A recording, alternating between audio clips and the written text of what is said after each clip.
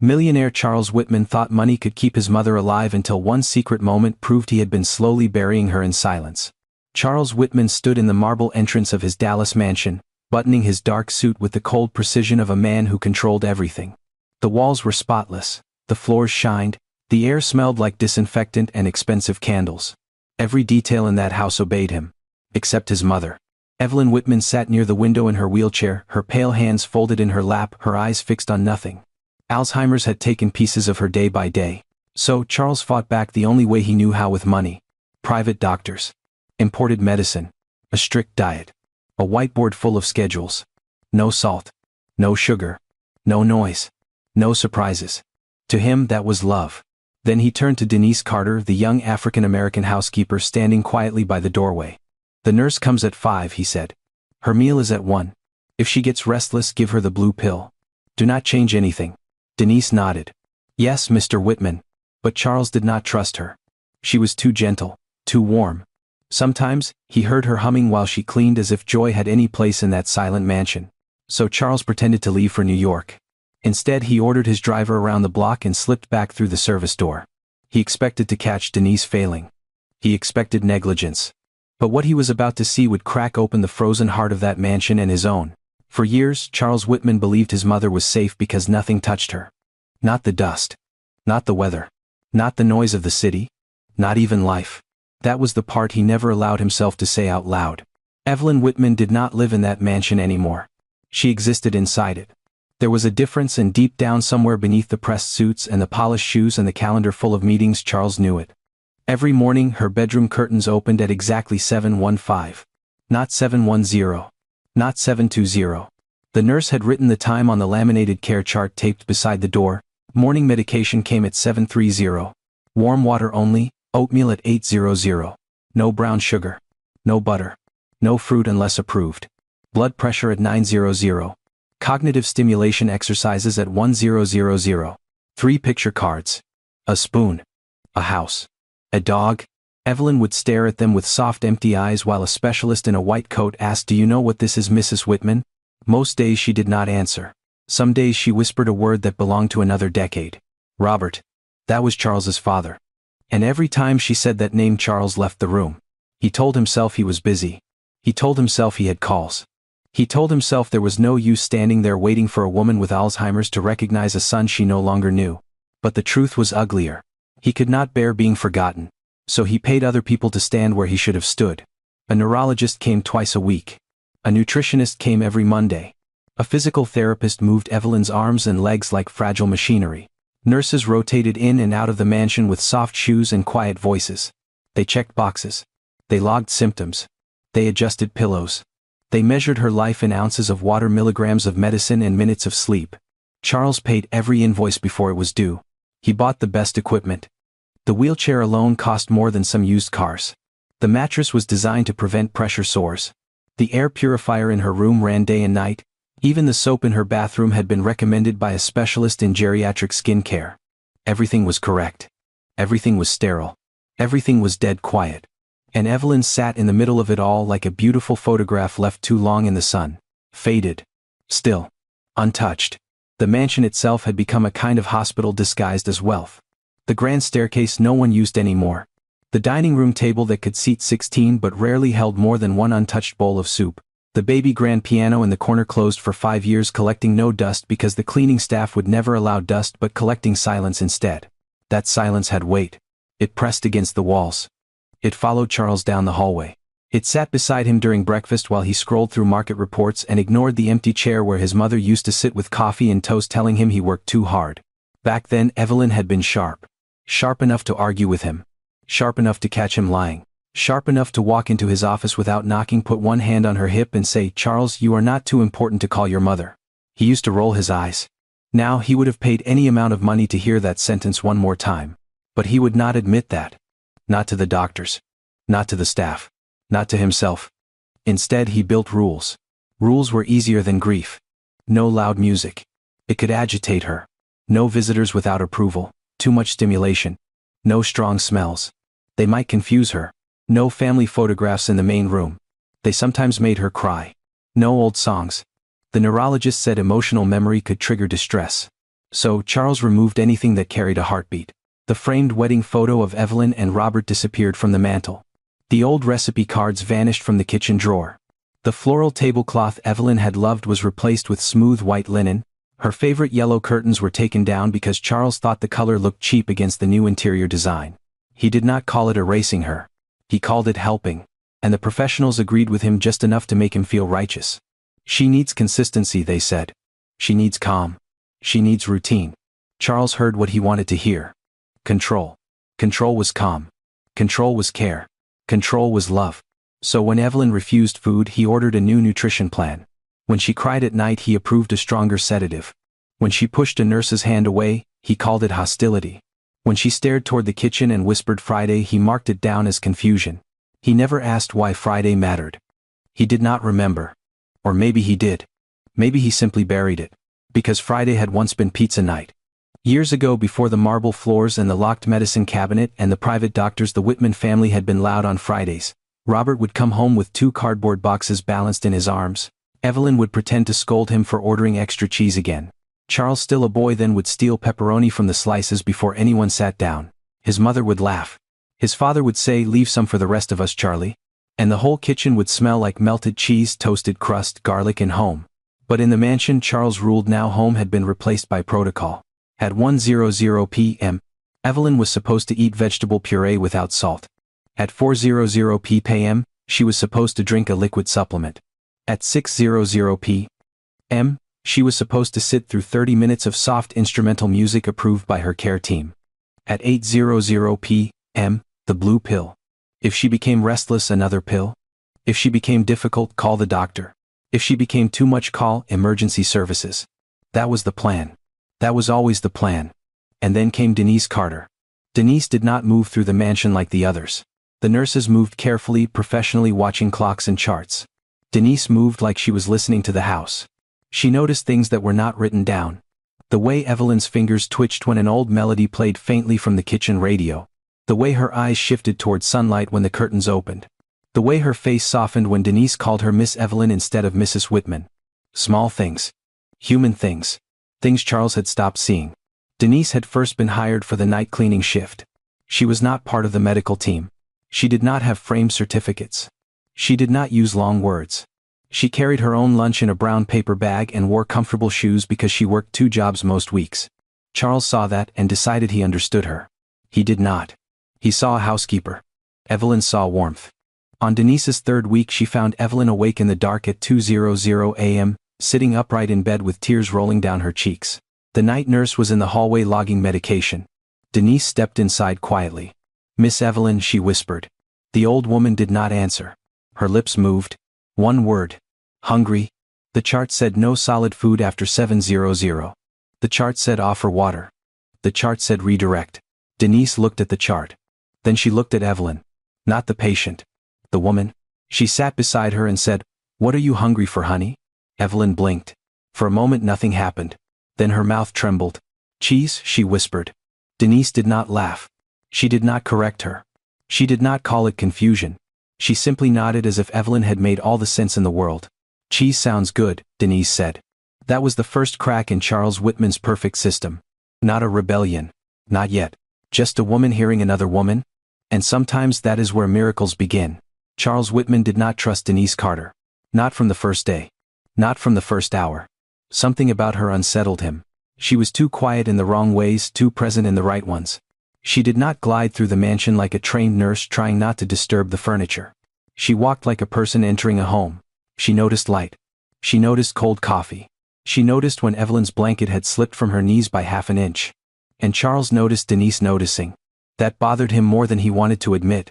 The first time he saw Denise kneel beside his mother's chair, he stopped halfway down the hall.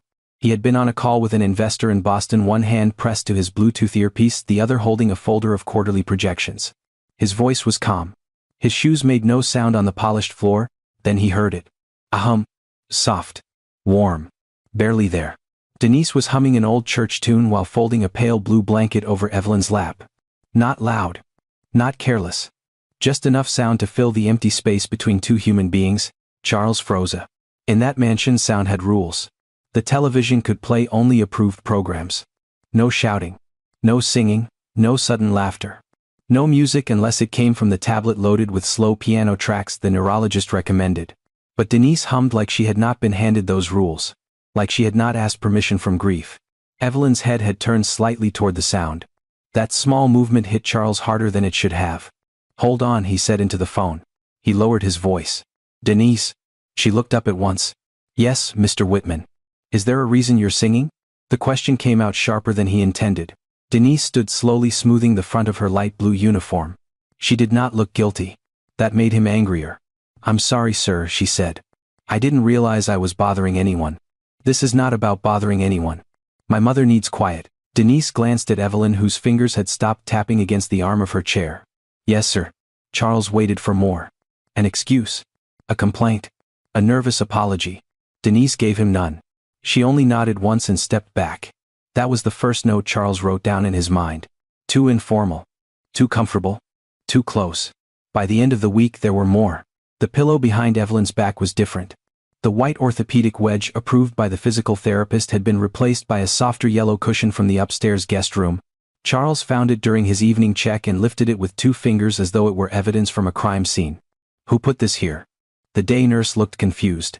Denise, who was wiping the side table, answered calmly. "I did." Charles turned. "The wedge is on the care plan." "Yes, sir. But it was hurting her shoulder. The therapist prescribed that support." Denise paused. Just half a second. Then she said, "Miss Evelyn kept trying to move away from it." Charles stared at her. "Miss Evelyn? Not Mrs. Whitman. Not the patient. Miss Evelyn?" Again too close. "My mother has advanced Alzheimer's," he said. "She does not always know what is best for her body." Denise folded the cleaning cloth in her hand. "No, sir. But she still knows when something hurts." The room went still. The nurse stopped writing. Evelyn stared at the window. Charles felt something hot move up his neck. He was used to people agreeing with him. In boardrooms. In restaurants. In his own house. Especially in his own house. But Denise had not argued loudly. She had done something worse. She had spoken gently and made him feel cruel. He put the wedge back into place himself. "Follow the plan," he said. Denise lowered her eyes. "Yes, Mr. Whitman." But the next morning when Charles passed the sitting room, the yellow cushion was back. Not exactly where it had been before. Tucked lower this time.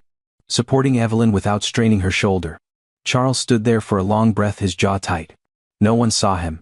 No one saw the way his hand closed around the stair rail. No one saw how badly he wanted to call the agency and have Denise removed before lunch. But he did not. Not yet. Because the truth was inconvenient. His mother seemed calmer when Denise was in the room. That irritated him. It irritated him because it made no sense.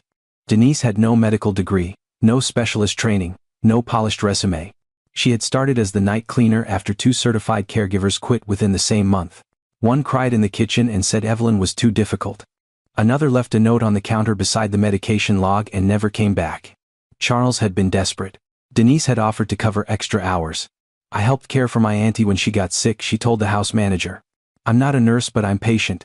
Patient. Charles almost laughed when he heard that. Patients did not manage neurodegenerative decline. Patients did not prevent falls. Patients did not regulate blood pressure or medication schedules or liability exposure. But the agency was short-staffed and his next round of interviews would take 3 days. So he agreed. Temporarily. That was the word he used. Temporary. Yet every day Denise stayed. Every day, Evelyn resisted the nurses but softened when Denise came near. Every day, Charles saw one more thing he could not explain. One afternoon he walked in and found the television changed from the financial channel he always left on low volume to an old black and white movie. Evelyn was watching the screen with a faint curve at the corner of her mouth. Charles reached for the remote. "Who changed this?" Denise was arranging fresh towels in the cabinet. "I did, sir." "Why?" "She seemed to like it. She seemed to like it." His voice cracked like a whip.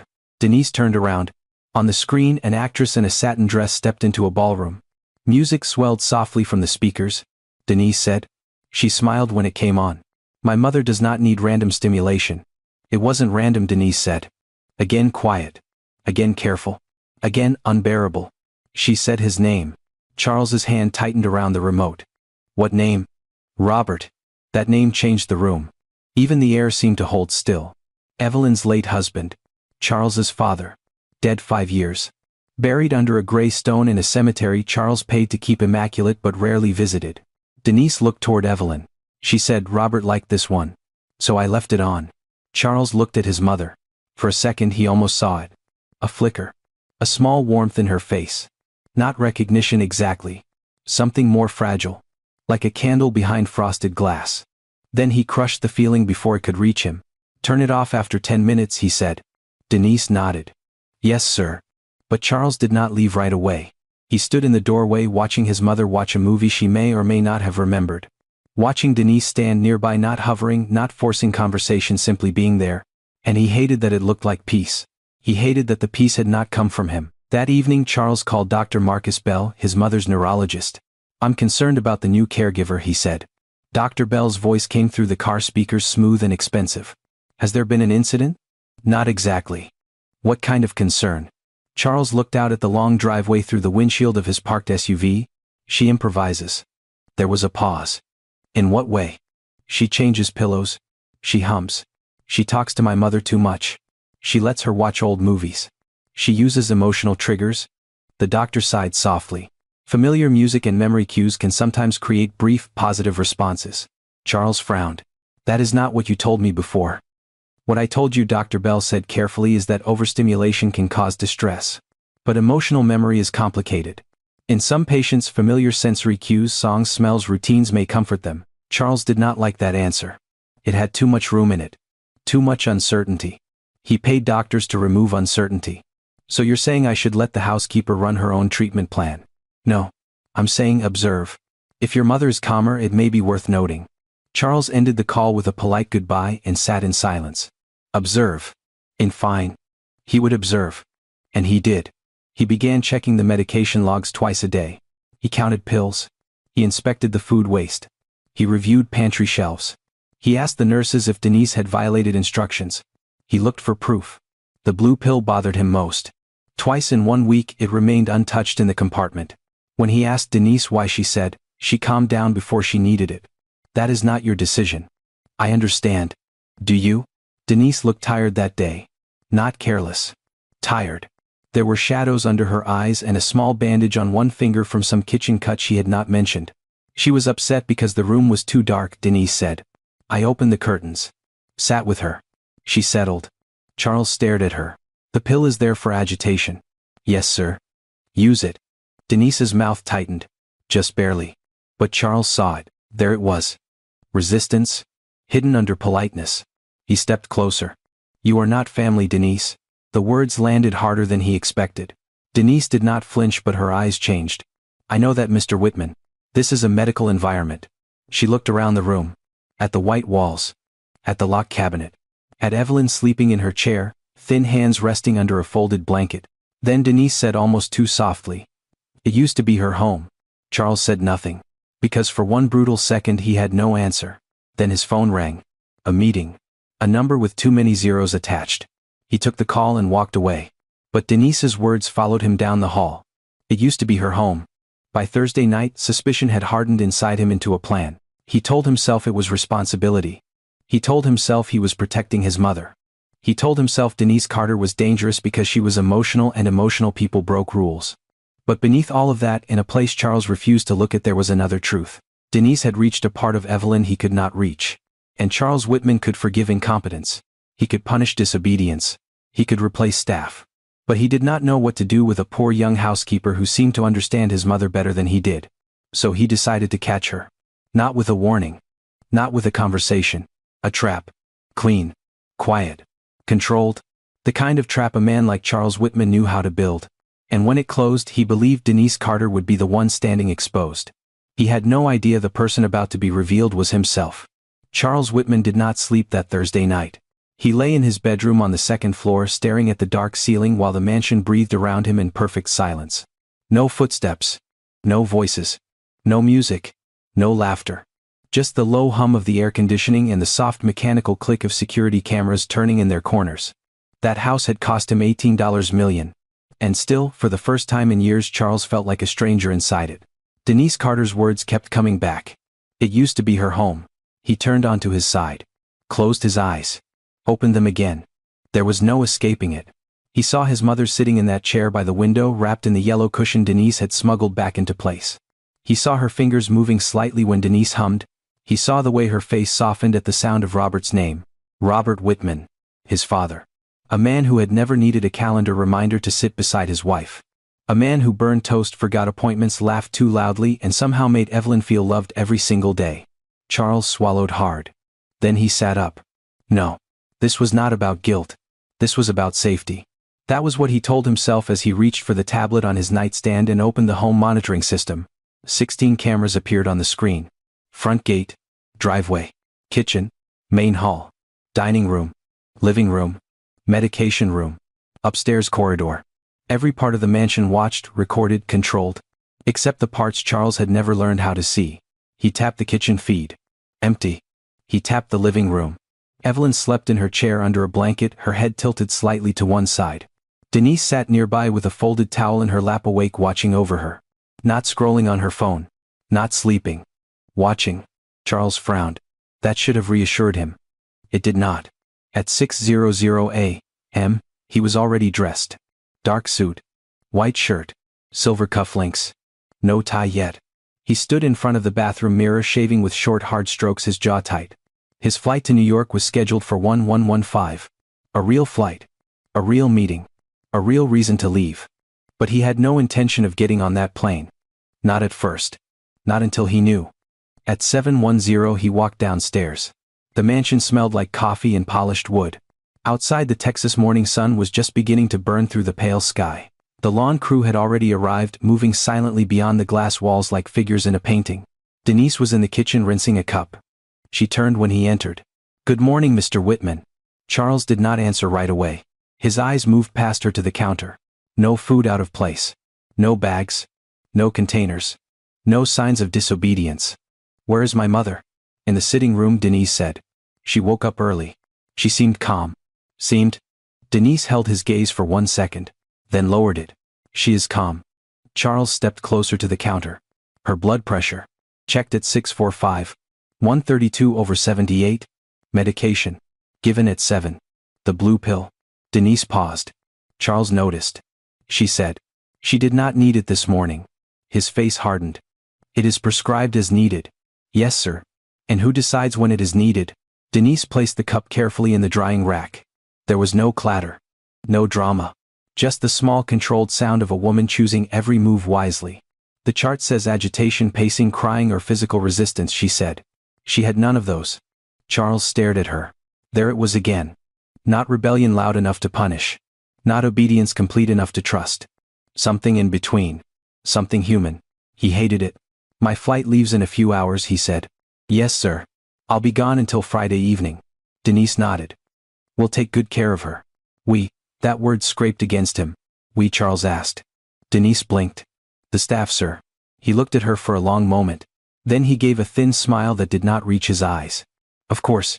At 8:30, Dr. Marcus Bell's office called to confirm a home visit for the following week. Charles approved it. At 9:00, the nutritionist sent a revised meal plan. Charles printed it himself and taped it to the kitchen whiteboard. Vegetable puree at 1:00. No salt. Liquid supplement at 4:00. No solid foods without physician approval. Avoid emotional overstimulation. Monitor swallowing. Report irregular behavior. He underlined the last line twice. Denise stood at the far end of the kitchen wiping an already clean counter. Charles knew she saw him. Good. Let her see. Let her understand there were rules in this house. At 10:15 he entered the sitting room. Evelyn sat near the window in her pale yellow blouse. The sunlight fell across her silver hair, her hands rested on the blanket. She looked fragile, distant, almost weightless. Charles stopped a few feet away. "Mother."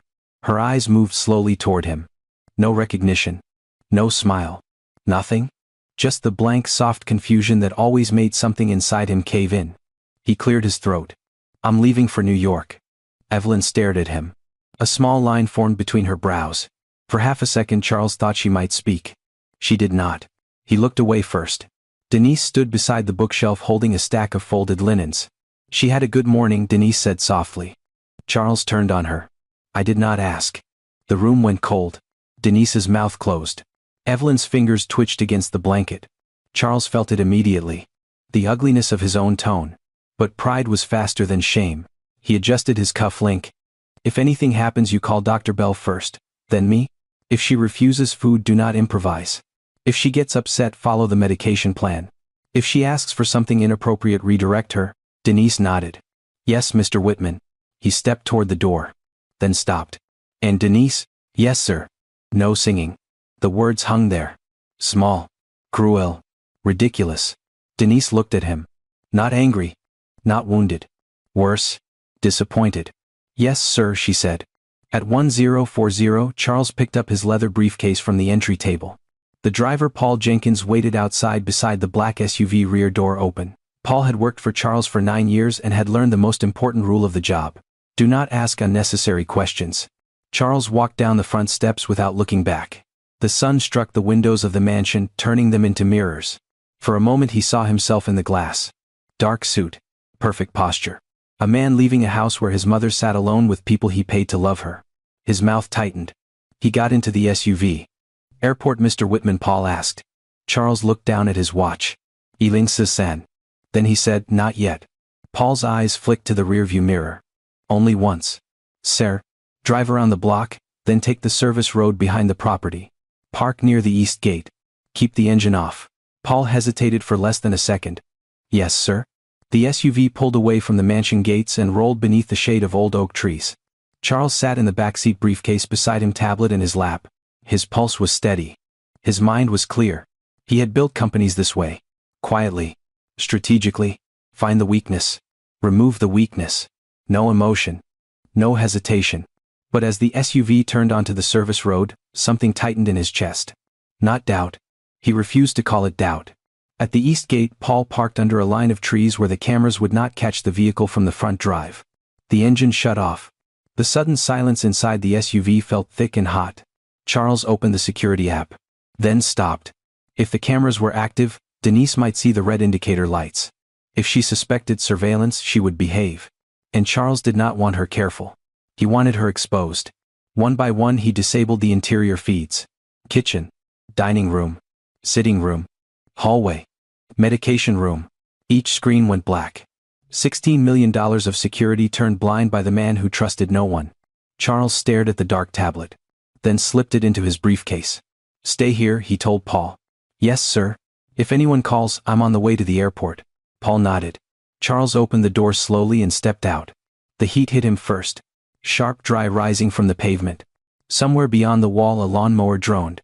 A dog barked once, then stopped. Charles walked along the side path toward the service entrance, keeping close to the hedges. His leather shoes pressed softly against the stone walkway. In one hand he held his briefcase. In the other the master key. He had not used that door in years. Staff used it. Deliveries used it. People who came and went without disturbing the front of the house used it. Now Charles stood before it like a thief outside his own mansion. He slid the key into the lock. The metal turned with a tiny click. He paused. Listened. Nothing. Then he opened the door and stepped inside. The laundry room was dim. Cool air brushed his face. The faint smell of detergent hung over the machines. A basket of folded towels sat on the counter, each one stacked with Denise's neat, careful hands. Charles moved past them. Slowly. No footsteps loud enough to announce him. No cough. No clearing his throat. For once he did not want the house to know he was there. He passed the pantry. The staff hallway. The back entrance to the kitchen. Everything looked normal. Too normal. That irritated him. He had expected to find obvious evidence. A missed medication. A phone call. A visitor. Some small act of negligence that would confirm what he already believed. Instead, the house held its breath. At 1258, Charles reached the shadowed corridor outside the kitchen. 2 minutes before the scheduled meal. Perfect. He stood still, hidden behind the wall, and waited. At 1:00 p.m., his mother was supposed to receive vegetable puree without salt. At 1:00 p.m., Denise Carter was supposed to follow the chart. At 1:00 p.m., Charles Whitman would learn the truth. Then it reached him. A smell. Warm. Rich. Impossible. Not steamed vegetables. Not supplement powder.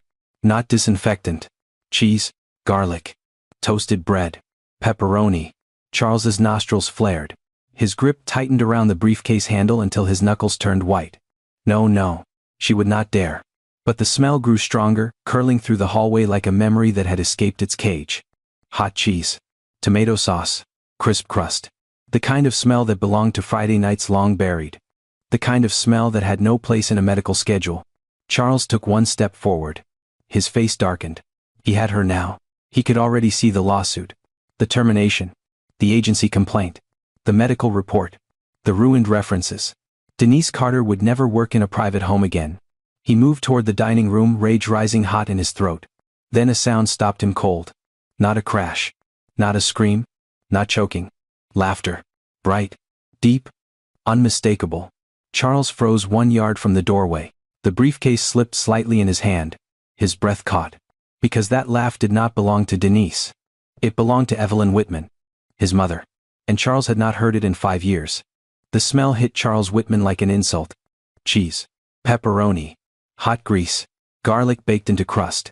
It rolled through the hallway of his mansion and wrapped itself around the white walls, the marble floors, the cold furniture, the $1,000 air diffusers. It did not belong there. Not in this house. Not at 1 o'clock. Not anywhere near Evelyn Whitman. His mother had a weak heart. That was the first thought. Not her laugh. Not the sound he had not heard in 5 years. The first thought was medical. Salt. Fat. Cholesterol. Blood pressure. Risk. Dr. Marcus Bell's warnings snapped through his mind like emergency lights. No high-sodium foods, Mr. Whitman. No processed meats. No heavy dairy. Any sudden change in diet could trigger distress. Charles had memorized every word. He had repeated them to every nurse, every caregiver, every person who stepped inside that mansion. He had underlined the meal plan. He had posted it in the kitchen. He had paid professionals to build a wall between his mother and anything that might harm her. And now Denise Carter had brought pizza into his house. Pizza. The kind of food his mother had not been allowed to touch in years. His jaw locked. His hand tightened around the leather handle of his briefcase. The knuckles turned pale. A vein pulsed at his temple. She had crossed the line. Not nudged it. Not misunderstood it. Crossed it with both feet. Charles stood in the shadowed hallway outside the dining room, breathing through his nose, forcing himself not to storm in too soon. He wanted the full picture. He wanted proof. Clear proof. No excuses. No soft explanations. No talk about comfort or memory or Miss Evelyn. He wanted Denise exposed. And there it was. The smell alone was enough. He could already hear himself on the phone with the agency. Immediate termination. Negligent endangerment. Violation of medical instructions. He could see the email to Dr. Bell. He could see the legal letter. He could see Denise Carter standing in the foyer holding her purse, eyes lowered, finally understanding that warmth did not outrank authority in Charles Whitman's house. Then the laughter came again. Evelyn's laughter. It slipped through the dining room doorway and struck him in the chest. Not a weak chuckle. Not a confused sound. A real laugh.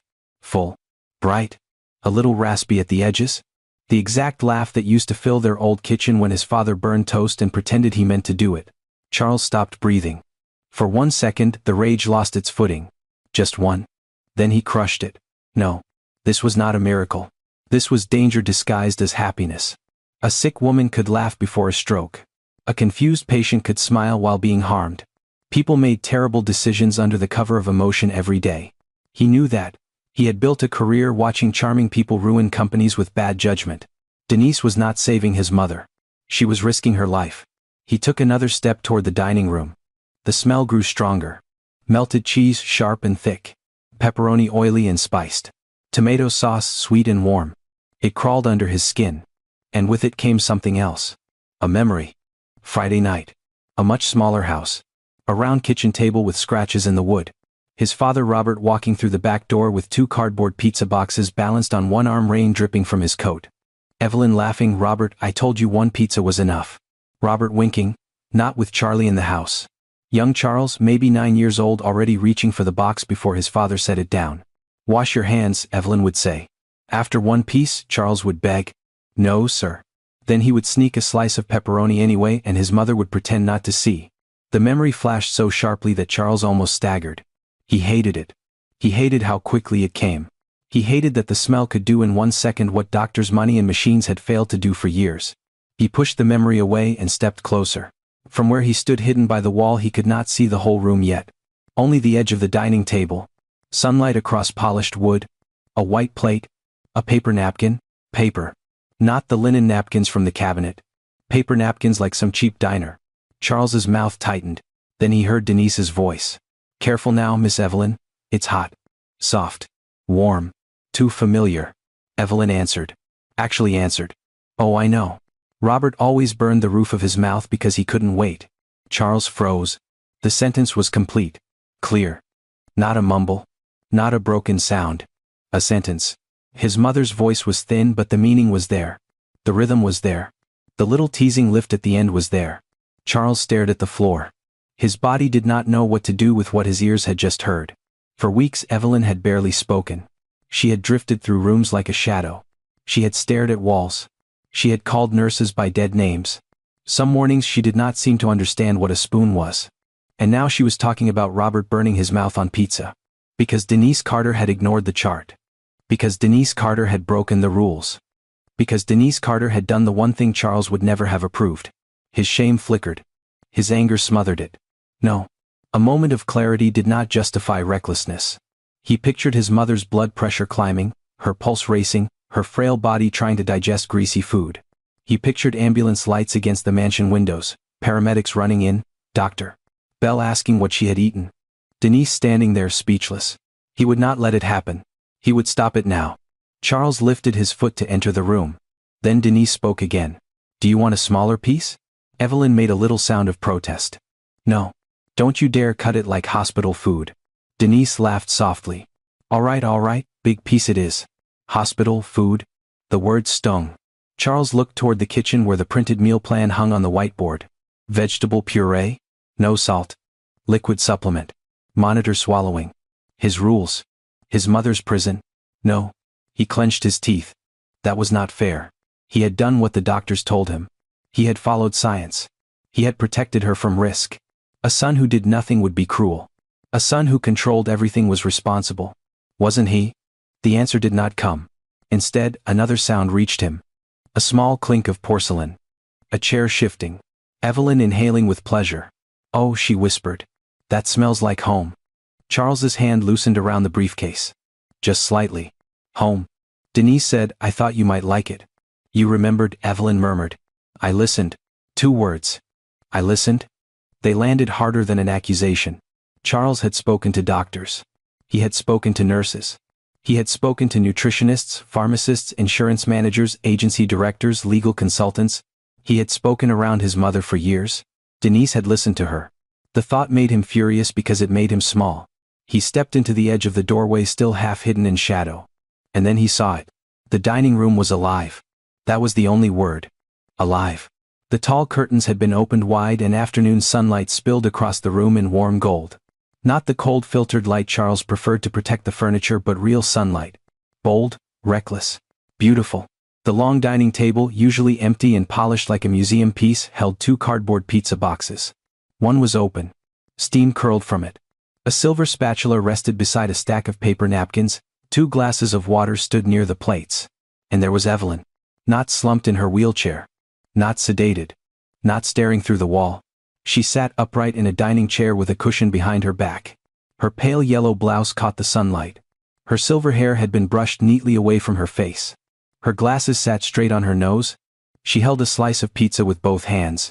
Her fingers were thin, fragile, spotted with age. There was a little smear of sauce near her thumb. Charles felt a strange panic rise in him. Not because she looked sick.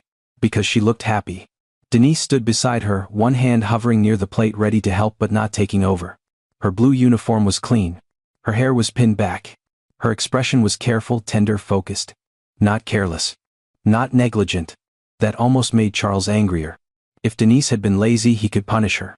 If she had been foolish, he could dismiss her. But she looked like someone guarding a sacred moment.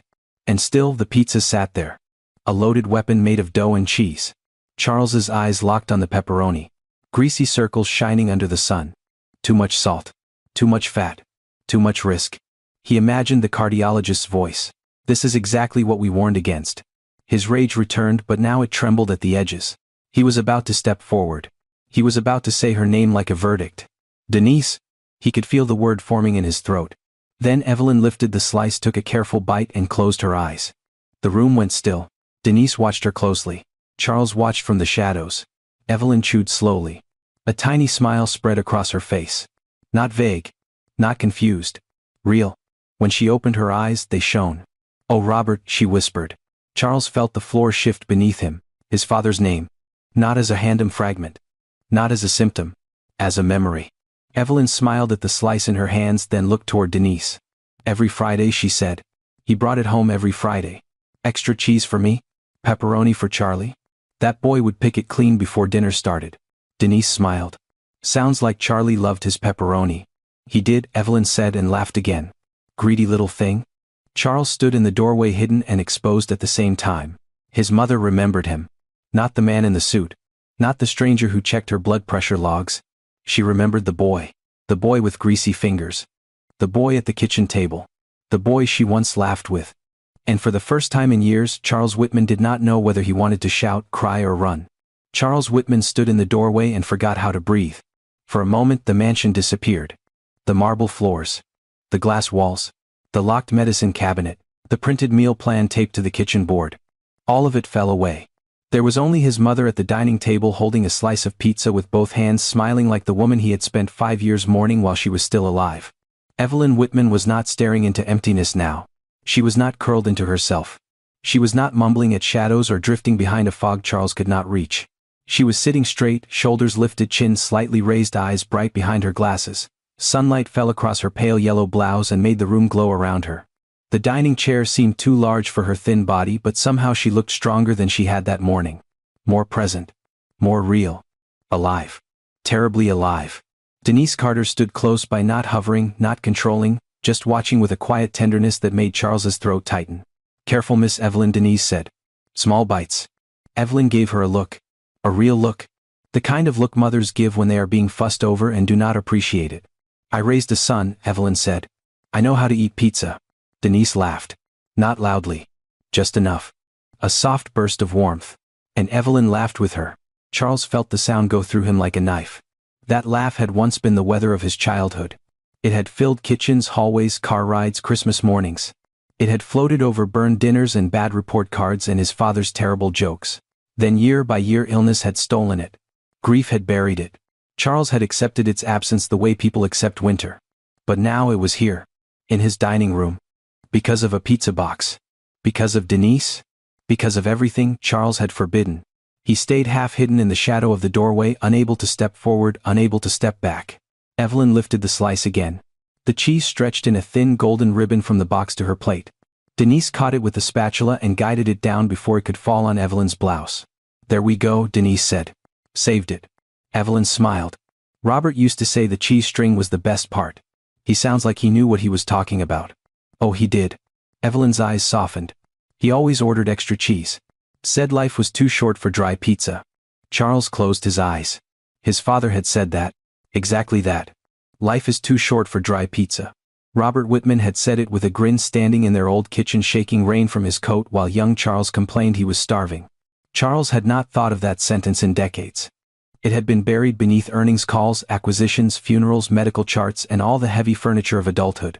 Yet here it was. Whole. Untouched. Pulled back into the light by a smell. By a taste. By a moment no doctor had prescribed. Evelyn took another bite and chewed slowly. Her eyes closed, her shoulders relaxed. She made a tiny sound of pleasure, almost embarrassed by it. Denise leaned closer. Good. Evelyn opened her eyes. Better than good, she whispered. It tastes like Friday. Charles gripped the doorframe. Friday. That word again. For months he had heard her say it in fragments. Friday. Robert. Cheese. Charlie. He had called it confusion. He had marked it as decline. He had told the nurses to redirect her. Now he understood. She had not been lost in nonsense. She had been calling for a door. And no one had opened it. No one but Denise. Evelyn wiped the corner of her mouth with a paper napkin. Denise handed her. It was clumsy but dignified. She did it herself. Charles noticed that too. With the nurses she often resisted. With him she withdrew. But with Denise she tried. That hurt him in a place pride could not protect. Denise poured water into a glass and placed it near Evelyn's hand. Take a sip, honey. Evelyn did. No coughing. No panic. No collapse. Just a careful sip of water. Then she sat back and looked around the room as though seeing it for the first time in years. This table, she said softly. Denise followed her gaze. It's beautiful. Evelyn ran her fingers over the polished wood. Her touch was light, almost reverent. Robert bought it when Charles made his first real money, she said. I told him it was too big, too fancy. He said, one day this table will be full. Her voice trembled. Charles did too. The table had not been full in years. Not with family. Not with love. Only papers. Contracts. Flowers arranged by staff. Untouched bowls of puree. Evelyn looked down at her plate and for a second the brightness in her face dimmed. He was a good boy, she said. Denise's expression changed. She understood before Charles did. Who was? My Charlie. Charles's chest caved inward. Evelyn smiled but tears gathered in her eyes. He used to take all the pepperoni. Thought I didn't see? She shook her head slowly. Mothers see everything. Denise sat beside her now. Not across from her. Beside her. I bet he loved you very much. Evelyn looked toward the windows. Sunlight reflected in her wet eyes. He was always busy, she said. Even as a child. Always building something. Always trying to win. She paused. He hated losing. Charles stared at the floor. Yes. He had hated losing. He had hated losing games, arguments, deals, control. And when Alzheimer's came for his mother, he treated it like one more enemy to defeat. With money. With schedules. With specialists. With rules. But the disease had not fought like a business rival. It had not cared about his fortune. It had not respected his discipline. It had taken what it wanted. And when Charles could not win, he had done the only thing left. He had made the battlefield quiet. Evelyn dabbed her napkin beneath one eye. He doesn't visit much, she whispered. Charles flinched. He was there every day. He paid for everything. He checked every report. He stood in that house, gave instructions, approved medications, signed forms. But he did not visit. Not really. He managed her. He did not sit with her. Denise reached for Evelyn's hand. He's probably scared, she said gently. Evelyn looked at her. Scared? Sometimes people don't know what to do with pain. So they make rules around it. Charles felt the words land in the room like a verdict. Denise did not know he was listening. She was not performing. She was not trying to shame him. That made it worse. Evelyn squeezed Denise's hand. Are you married, dear? Denise smiled faintly. No, ma'am? Good. Don't marry a man who only knows how to work. Denise laughed and Evelyn laughed again, but there was sadness under it now. A thin blue line of sadness. Charles wanted to enter. He wanted to say, I'm here. He wanted to say, Mother, I'm right here. But he did not trust his voice. He did not trust his face. He did not trust what might break if she looked at him and saw only a stranger. So he stayed in the shadow. Coward. The word came from somewhere deep inside him. Not loud. Not dramatic. True. Denise picked up the spatula and slid another small piece onto Evelyn's plate. Just a little more, she said. Then we'll stop. Evelyn nodded. I don't want to be trouble. You're not trouble. I used to cook, Evelyn said suddenly. Denise smiled. What did you make? Oh, everything. Evelyn's face brightened again. Pot roast, peach cobbler, chicken and dumplings. Robert said my dumplings could fix a bad day. I believe it. And Charlie liked pancakes with chocolate chips. Too many chocolate chips. Charles almost laughed. Almost. He had forgotten that too. Sunday mornings. His mother standing at the stove. His father reading the paper. Chocolate chips melting into pancakes because Evelyn always added more when Robert said, that boy doesn't need all that sugar. She had loved him in extra chocolate chips. In stolen pepperoni. In warm towels after swimming. In notes tucked into lunchboxes. And Charles, with all his money, had repaid her with silence and vegetable puree. Evelyn lifted the pizza again, then stopped halfway. Her eyes shifted toward the doorway. Charles went still. For one terrible second he thought she saw him. Really saw him. Her gaze moved over the shadow where he stood, confused but searching. Robert, she called softly. Charles's throat closed. Denise turned slightly, but she did not see him. The sunlight was too bright behind her. The hallway was too dark. No, Miss Evelyn, Denise said gently. It's just us. Evelyn's face fell for a moment. Then she nodded. Just us. Those two words nearly broke him. Just us. In his own home. At his own dining table. With his own mother. Charles Whitman was the outsider. He had built walls so high around Evelyn's life that when warmth finally entered, it came through the service door. Denise took Evelyn's hand again. You know what she said? I think Mr. Robert would be happy you enjoyed this. Evelyn smiled. You think so? I do. He hated waste, Evelyn said, picking at the crust. He'd say, finish it, Evie. Good food is a blessing. Denise nodded. Then we won't waste it. The old woman laughed. And Charles, watching from the doorway, felt something inside him shift. Not forgiveness? Not yet. Not redemption. Something more painful. Recognition. The woman at the table was still his mother. Not all the time. Not in the way he wanted. Not in the way he could control. But she was there. In flashes. In fragments. In laughter. In the smell of pepperoni. In the word Friday.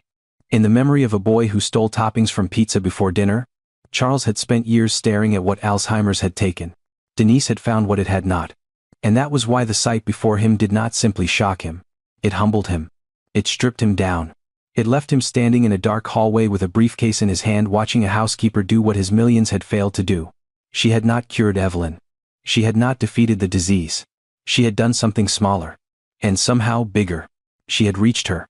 Evelyn took one last bite, closed her eyes and whispered, "Thank you, sweetheart." Denise squeezed her hand. "No need to thank me, Miss Evelyn." No one asked Denise to. No one praised her. No one paid her extra for that moment. She just did it. Charles lowered his head. And for the first time that day, the rage drained out of him completely. What remained was worse. Shame. That shame did not hit Charles all at once. It came in pieces. First it was in his hands. They had stopped gripping the briefcase. The expensive leather handle hung loose against his fingers, now useless, almost foolish. This was the same briefcase he carried into boardrooms where men twice his age went silent when he entered. The same briefcase that held contracts, numbers, leverage, power. But from the shadow of that doorway, none of it mattered. Not one document inside could buy what Denise Carter had just given his mother. A smile. A memory. A reason to stay at the table a little longer. Charles swallowed, but his throat felt packed with stone.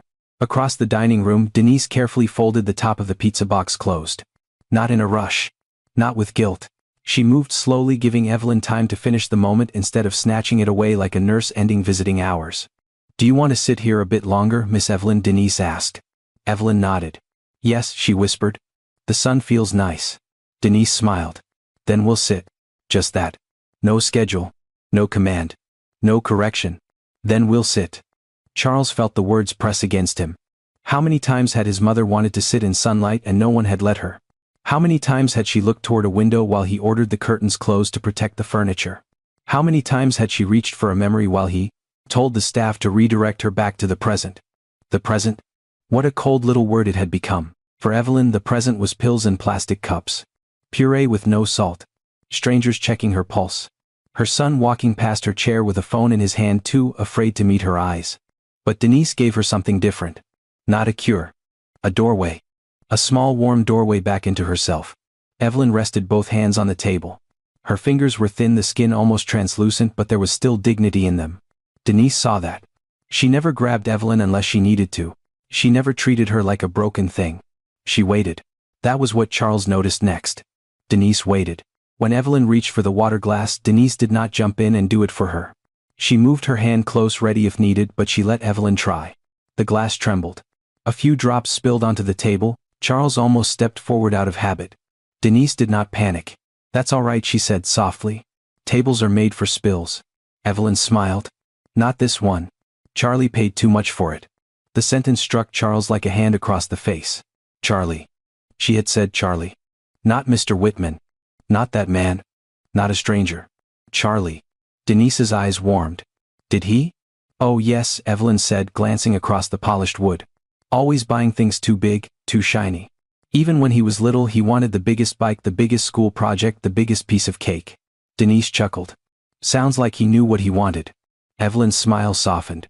"He wanted to be seen." Charles could not move. 3 words. That was all. He wanted to be seen. His mother had not known his quarterly revenue. She had not remembered the doctors' names.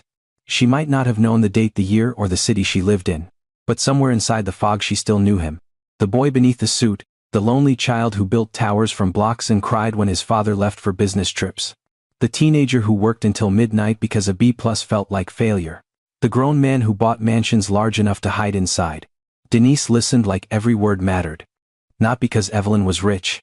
Not because Charles paid her. Because Evelyn was speaking. And that Denise seemed to understand was sacred. "She saw him," Denise said gently. "Mothers usually do." Evelyn turned her head toward the sunlight. For a while she said nothing. The room settled into a quiet so different from the mansion's usual silence that Charles almost did not recognize it. This silence had breath in it. This silence had peace. Then Evelyn began to hum. Very softly. A broken melody. At first Charles did not know it. The notes came unevenly, slipping in and out like someone walking through a dark room with one hand on the wall. Denise leaned closer. "That's pretty," she said. "What song is that?" Evelyn frowned a little, searching. "I don't know."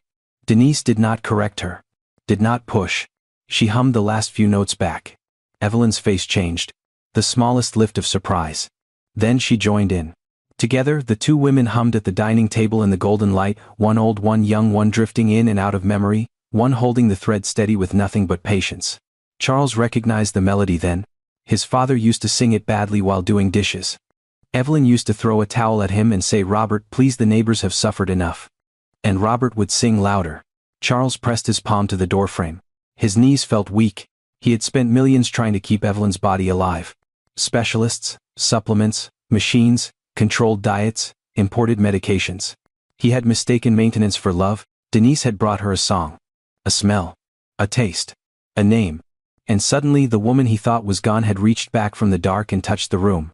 Evelyn stopped humming and looked at Denise with sudden seriousness. "You have kind eyes," she said.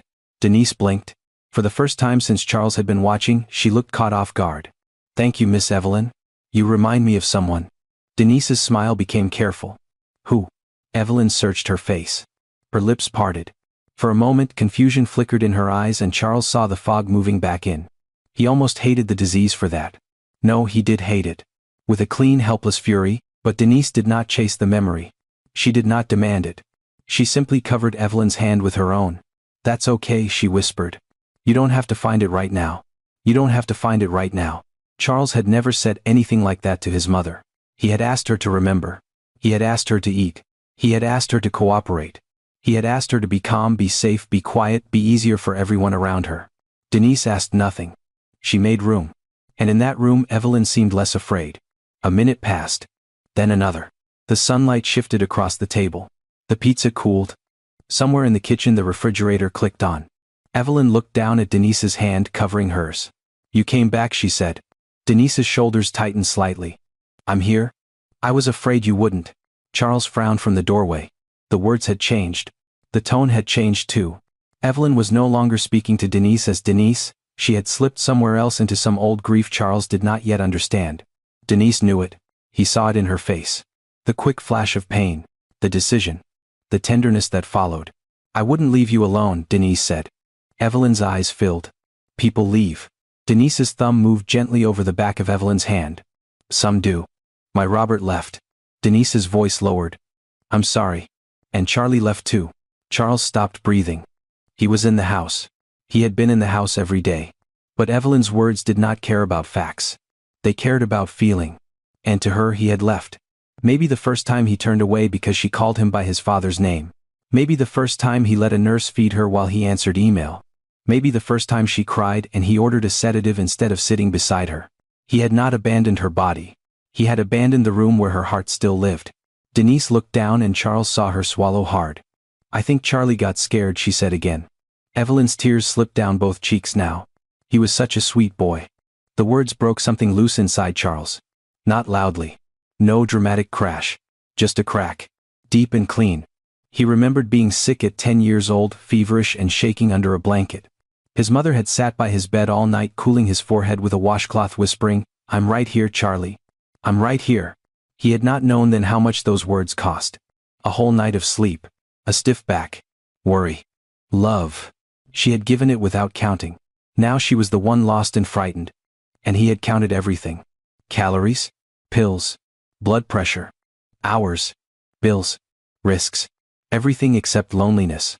Denise reached for a napkin and dabbed Evelyn's tears with the lightest touch. "There you go," she whispered. "No need to hold all that by yourself." Evelyn caught her wrist gently. "Don't tell Charlie I cried." Denise's eyes glistened. "I won't. He worries." Charles covered his mouth. A sound rose in him but he forced it down. Even now. Even through the fog. Even after everything. His mother wanted to protect him. Denise sat back in her chair still holding Evelyn's hand. "You know," she said softly, "sometimes love gets all tangled up. People start protecting each other so hard they forget to hold each other." Evelyn listened. Charles listened too. Denise continued, "But I believe love can still find its way back. Even late. Even after a long time." The words floated across the dining room and entered the shadow where Charles stood. He wanted to reject them. He wanted to call them simple, sentimental, naive. But he could not. Because his mother's face had changed again. The tears were still there, but so was peace. Denise had not erased the pain. She had not forced happiness over it. She had simply sat with it until it became bearable. That was care. Not the chart. Not the pill. This was care. Evelyn leaned back, tired now. The clarity was beginning to fade from her eyes. Charles saw it happen, and it hurt worse than he expected. The brightness dimmed.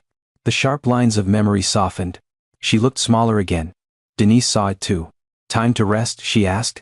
Evelyn nodded faintly. Denise stood and moved behind her chair. Not rushing. Never rushing. She adjusted the cushion, checked Evelyn's hands, then gently touched her shoulder. "I'm going to help you back to the sitting room, okay?" Evelyn looked up at her. Confused now. "Do I know you?" Charles closed his eyes. There it was. Gone. Just like that. The door had opened. Then closed. But Denise did not flinch. She smiled with the same warmth as before. "Yes, ma'am," she said. "I'm Denise. I'm your friend." Evelyn studied her face. Then in a small voice she said, "Friend?" "That's right." Denise began guiding her slowly, one careful step at a time.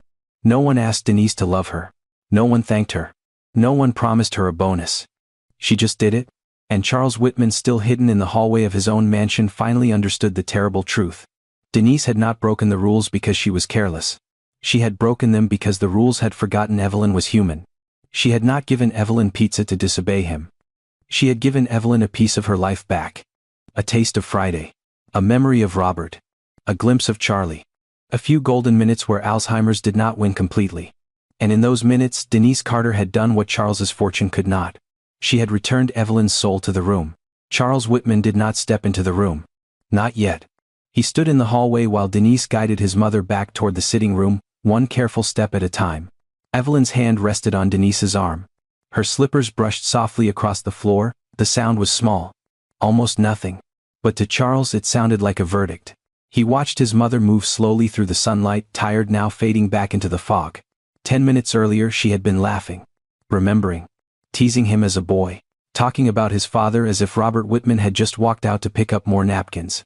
Now her eyes were distant again. The door had opened. Then it closed. And Charles had missed his chance to walk through it. Denise settled Evelyn into the chair by the window and tucked the blanket around her knees. She adjusted the yellow cushion behind her back, the one Charles had removed more than once. Evelyn did not resist. She simply leaned into the softness and sighed. "There you go, Miss Evelyn," Denise whispered. "Nice and easy." Evelyn looked up at her. "Are we waiting for someone?" The question split Charles in two. Denise paused, then smiled gently. "Maybe we are." "For Robert." Denise's face softened. "Maybe." Evelyn nodded, satisfied for the moment, and turned toward the window. Charles stood frozen behind the wall. For Robert. Not for him. Never for him. That was what he felt first. Then shame came behind it, deeper and heavier. Because what right did he have to be hurt? He had been there and not there. Present and absent. Paying and hiding.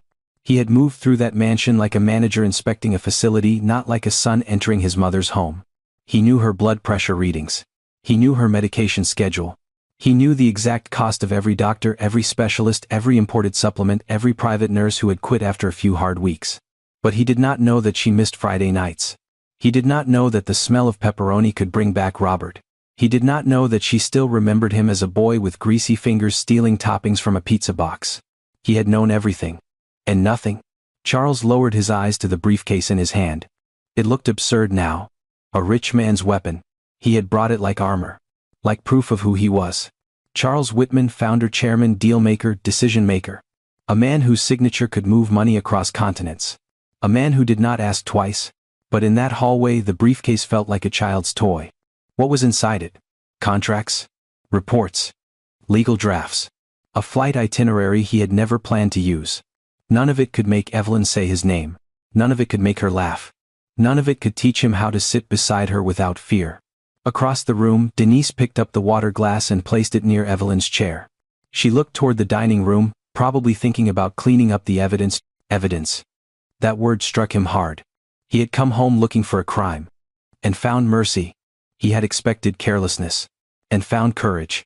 Denise had risked her job, her reputation, maybe her future for a few golden minutes of joy that no medical chart could understand. Charles pressed one hand against the wall. The marble was cold beneath his palm. He thought of the blue pills in the cabinet. How many times had he approved them without question? How many afternoons had Evelyn been quiet not because she was peaceful but because she had been subdued? How many times had her sadness been labeled agitation because it was easier to medicate pain than sit with it? He remembered the nurse's reports. Patient restless. Patient crying. Patient refusing food. Patient calling for deceased husband. The words had sounded clinical, clean, manageable. Now they sounded like distress calls. His mother had been crying out from behind the fog and everyone around her had been trained to quiet her down. Including him. Especially him. Charles shut his eyes. For years he had told himself he was a good son because he spared no expense. He paid for the best. He demanded excellence. He kept the house spotless, the staff accountable, the doctors on call. When other people asked about Evelyn, he always had the right answer. She's stable. Her care team is excellent. We're doing everything possible. Everything possible. The phrase made him sick now. Because he had not done everything. He had not held her hand while she cried. He had not played the songs she loved. He had not asked what Friday meant. He had not sat across from her with a slice of pizza and let her be Evelyn instead of a patient.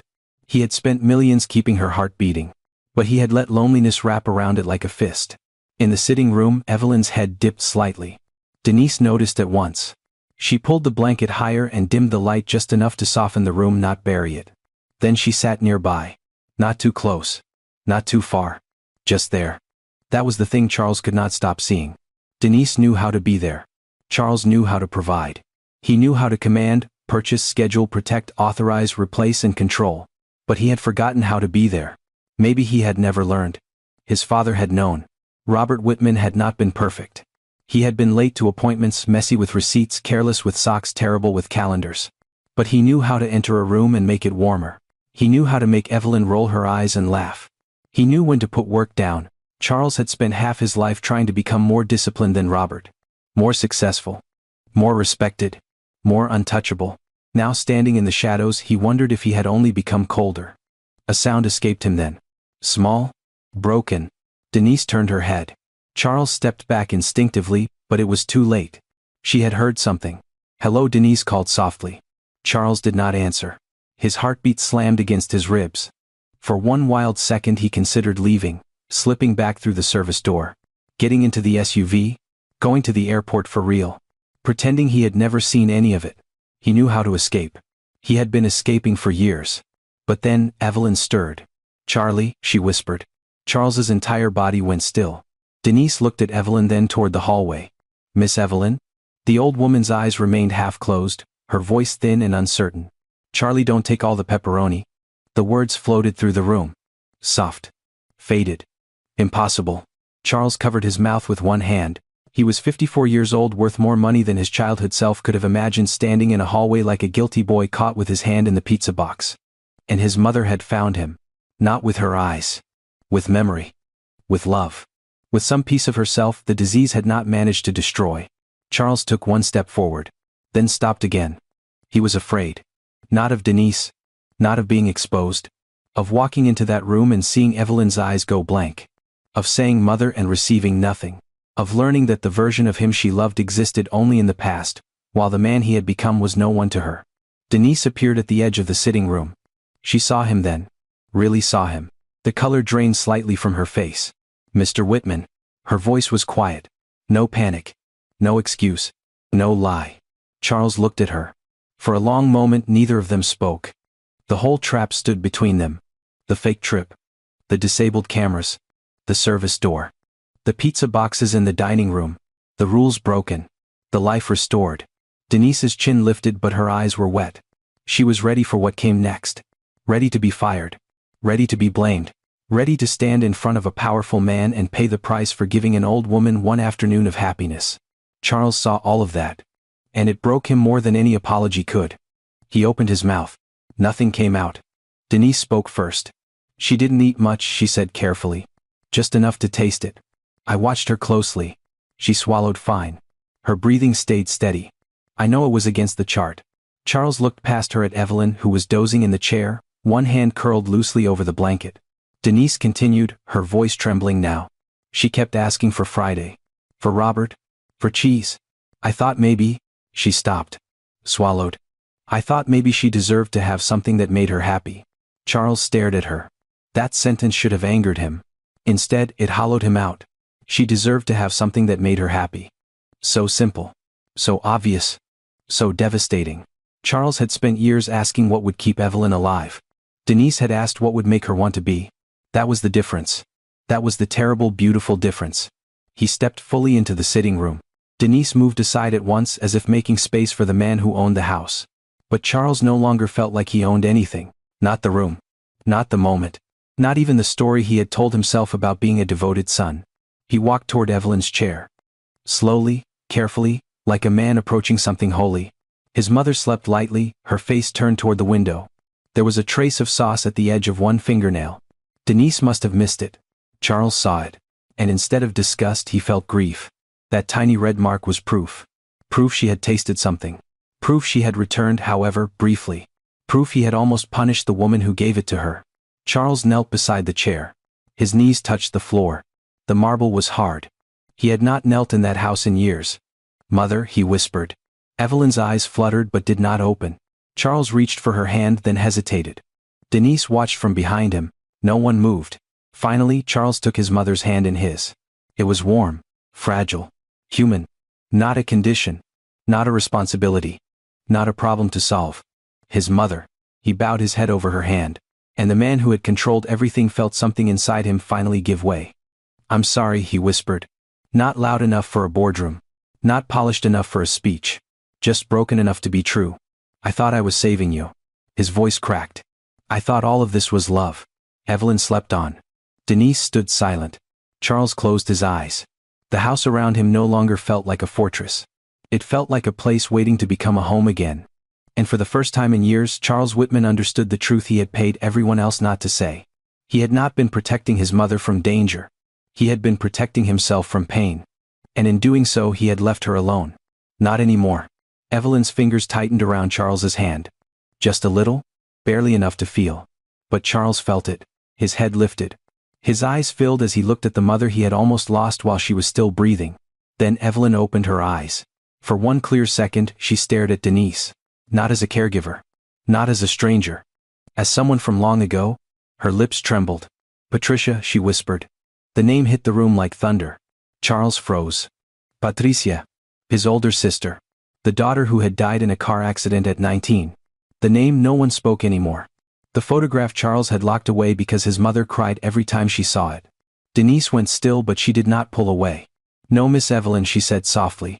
"I'm Denise." But Evelyn's eyes filled with tears. "I thought you weren't coming back." Charles covered his mouth. His whole body shook. All these years he thought Alzheimer's had erased the past. It had not. It had buried it alive. Denise leaned closer and held Evelyn's hand with both of hers. "I'm here now," she whispered. "You're not alone." Charles broke. Not loudly. Not dramatically. Just a rich man kneeling on cold marble, finally understanding that grief does not disappear when we stop saying a name. It waits. It waits for a song. A smell.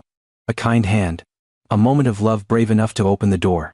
Sometimes we think love means controlling every risk, fixing every problem, and keeping people safe at any cost.